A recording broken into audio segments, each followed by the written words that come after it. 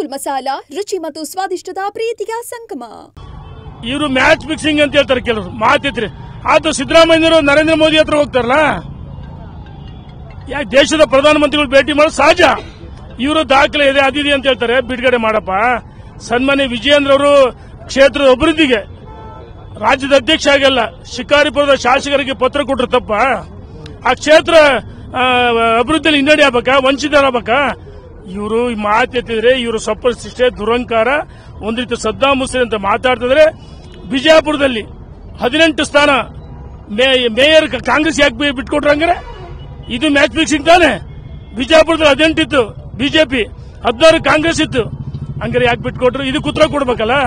ನೋಡಿ, ನಿನ್ನೆ ಏನ್ ಹೇಳಿದ್ರು, ಮೊನ್ನೆ ಅವರು ನೋಟಿಸ್ ಬಂದಿದೆ ಅಂತ ಅವರ ಸೋಷಿಯಲ್ ಮೀಡಿಯಾದಲ್ಲಿ ಹಾಕ್ಯಂದ್ರೆ, ಅದಾದ್ಮೇಲೆ ನಿನ್ನೆ ಏನ್ ಹೇಳಿದ್ರು, ದೆಹಲಿಯಲ್ಲಿ ವಿಜಯೇಂದ್ರ ಅವರು ಸೃಷ್ಟಿ ಮಾಡಿಸಿದ್ರೆ ಇದು ಫೇಕ್, ಉತ್ತರ ಕೊಡ್ತೀವಿ ಅಂತ ಒಂದ್ ಕಡೆ ಹೇಳ್ತಾರೆ, ಇನ್ನೊಂದ್ ಕಡೆ ಫೇಕ್ ಅಂತಾರೆ, ಇನ್ನೊಂದ್ ಕಡೆ ಮಾತಿದ್ದು ವಿಜಯೇಂದ್ರ ಟಾರ್ಗೆಟ್ ಇದೆ. ಆದ್ರೆ ವಿಜಯೇಂದ್ರ ಪರವಾಗಿ ನೋಡಿ, ಇಷ್ಟಲ್ಲ, ನಾನೊಬ್ಬ ಸಾಮಾನ್ಯ ಕಾರ್ಯಕರ್ತ, ರೇಣುಕಾಚಾರ್ಯ ಒಬ್ಬ ಸಾಮಾನ್ಯ ಕಾರ್ಯಕರ್ತ, ಇಲ್ಲಿಯ ಮರಿಸೋ ಮಾಜಿ ಅಧ್ಯಕ್ಷರು, ನಮ್ಮ ನೆಲಮಂಗಲ ನಾಗರಾಜು ಮಾಜಿ ಶಾಸಕರು, ಮತ್ತು ನಮ್ಮ ಶಂಕರ್, ಸಪ್ತಗಿರಿ ಶಂಕರ್, ಮತ್ತು ನಮ್ಮ ಜಗದೀಶ್ ಚೌಧರಿ ಅಧ್ಯಕ್ಷರು ತಾನೆ.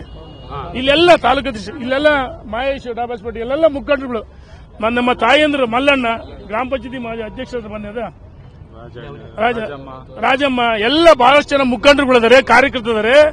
ಇವರೆಲ್ಲ ಭಾರತೀಯ ಜನತಾ ಪಾರ್ಟಿ ವಿಜಯೇಂದ್ರ ಅಧ್ಯಕ್ಷ ಆದ್ಮೇಲೆ ಒಂದು ಒಳ್ಳೆ ಬೂಸ್ಟ್ ಬಂದಿದೆ ಅಂತ ಇವರೆಲ್ಲ ಸೇರಿದ್ದಾರೆ. ರೇಣುಕಾಚಾರ್ಯ ಮುಂದುವರೆದು ಸೇರಿಲ್ಲ. ನಾವು ಯಡಿಯೂರಿಗೆ ತೆರಳಿ ಸಿದ್ದಲಿಂಗೇಶ್ವರ ದರ್ಶನವನ್ನು ಪಡೆದು ವಿಜಯೇಂದ್ರ ರಾಜ್ಯದ ಅಧ್ಯಕ್ಷ ಒಳ್ಳೆ ಕೆಲಸ ಮಾಡ್ತಾರೆ.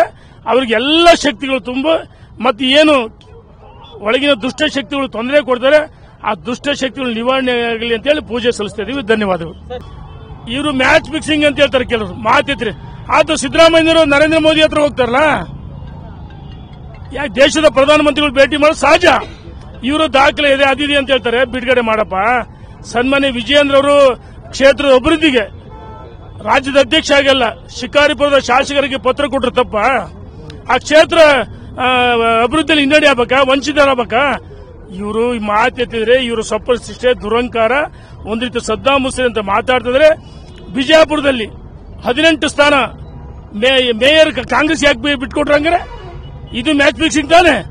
ಬಿಜಾಪುರದಲ್ಲಿ 18 ಇತ್ತು ಬಿಜೆಪಿ, 16 ಕಾಂಗ್ರೆಸ್ ಇತ್ತು, ಹಂಗಾರೆ ಯಾಕೆ ಬಿಟ್ಕೊಟ್ರು? ಇದಕ್ಕೆ ಉತ್ತರ ಕೊಡ್ಬೇಕಲ್ಲ.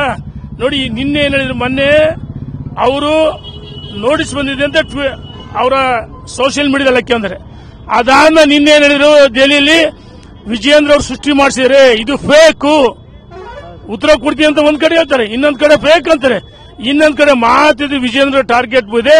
ಆದ್ರೆ ವಿಜಯೇಂದ್ರ ಪರವಾಗಿ ನೋಡಿ, ಇಷ್ಟಲ್ಲ, ನಾನೊಬ್ಬ ಸಾಮಾನ್ಯ ಕಾರ್ಯಕರ್ತ, ರೇಣುಕಾಚಾರ್ಯ ಒಬ್ಬ ಸಾಮಾನ್ಯ ಕಾರ್ಯಕರ್ತ, ಇಲ್ಲಿಯ ಮರಿಸೋ ಮಾಜಿ ಅಧ್ಯಕ್ಷರು, ನಮ್ಮ ನೆಲಮಂಗಲ ನಾಗರಾಜು ಮಾಜಿ ಶಾಸಕರು, ಮತ್ತು ನಮ್ಮ ಶಂಕರ್, ಸಪ್ತಗಿರಿ ಶಂಕರ್, ಮತ್ತು ನಮ್ಮ ಜಗದೀಶ್ ಚೌಧರಿ ಅಧ್ಯಕ್ಷರು ತಾನೆ. ಇಲ್ಲೆಲ್ಲ ತಾಲೂಕು ಇಲ್ಲೆಲ್ಲ ಮಹೇಶ್ ಡಾಬಾಸ್ಪೇಟೆ ಇಲ್ಲೆಲ್ಲ ಮುಖಂಡರುಗಳು, ನಮ್ಮ ತಾಯಂದ್ರು ಮಲ್ಲಣ್ಣ, ಗ್ರಾಮ ಪಂಚಾಯತಿ ಮಾಜಿ ಅಧ್ಯಕ್ಷರ ಮನೆಯದ ರಾಜಮ್ಮ, ಎಲ್ಲ ಬಹಳಷ್ಟು ಜನ ಮುಖಂಡರುಗಳಿದ್ದಾರೆ, ಕಾರ್ಯಕರ್ತರಿದ್ದಾರೆ. ಇವರೆಲ್ಲ ಭಾರತೀಯ ಜನತಾ ಪಾರ್ಟಿ ವಿಜಯೇಂದ್ರ ಅಧ್ಯಕ್ಷ ಆದ್ಮೇಲೆ ಒಂದು ಒಳ್ಳೆ ಬೂಸ್ಟ್ ಬಂದಿದೆ ಅಂತ ಇವರೆಲ್ಲ ಸೇರಿದ್ದಾರೆ. ರೇಣುಕಾಚಾರ್ಯ ಮುಂದುವರೆದು ಸೇರಿಲ್ಲ. ನಾವು ಯಡಿಯೂರಿಗೆ ತೆರಳಿ ಸಿದ್ದಲಿಂಗೇಶ್ವರ ದರ್ಶನವನ್ನು ಪಡೆದು ವಿಜಯೇಂದ್ರ ರಾಜ್ಯದ ಅಧ್ಯಕ್ಷ ಒಳ್ಳೆ ಕೆಲಸ ಮಾಡ್ತಾರೆ. ಅವರಿಗೆ ಎಲ್ಲ ಶಕ್ತಿಗಳು ತುಂಬ, ಮತ್ತು ಏನು ಒಳಗಿನ ದುಷ್ಟ ಶಕ್ತಿಗಳು ತೊಂದರೆ ಕೊಡ್ತಾರೆ, ಆ ದುಷ್ಟ ಶಕ್ತಿಗಳು ನಿವಾರಣೆ ಆಗಲಿ ಅಂತ ಹೇಳಿ ಪೂಜೆ ಸಲ್ಲಿಸ್ತಾ ಇದೀವಿ. ಧನ್ಯವಾದಗಳು.